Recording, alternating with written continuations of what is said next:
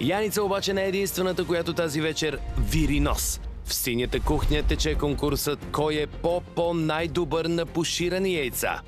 Награден фонд – една куртка. Прекрасни, добре оформени, изключително добре овкусени. На кой са? На Грозев. Грозев! Да, шеф! Взимай си курка оттам. Благодаря, шеф! Действай.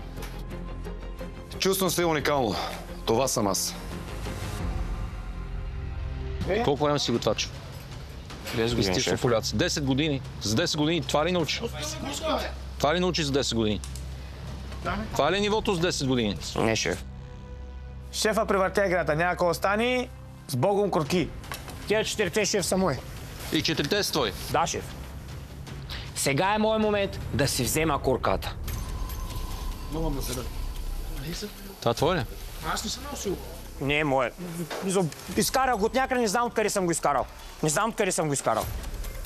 Кипваше водата, изкарах го, защото водата кипваше и не може просто да го... Долен лъжец. Напусни кухнята. Веднага. 4 са мои. Едното не е мое. Другото не знам откъде дойде. Третото не знам от как стана.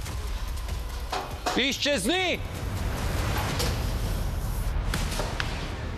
Ще ви оправям аз бакич. Ай, бей от тук, ще се занимавам. О, шеф Ангелов определено ме изкара извън равновесие. Изкара ме извън дрехите ми. Викайте ми организатор по най-бързия начин. Аз няма да се занимавам с глупости! Аз не знаех къде се намирам. Исках да обръщам наистина. Чувате ли какво казах?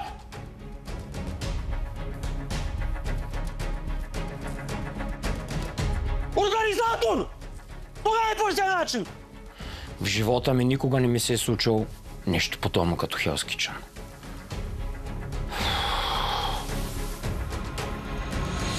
Скапан лъжец съм бил! Как съм скапан лъжец? Стоя в двора, пуша цигара и си мисля, ако си тръгна днес, ще изглеждам наистина лъжец. Лъжец пред себе си, че не мога да докажа реално какво мога и кой съм.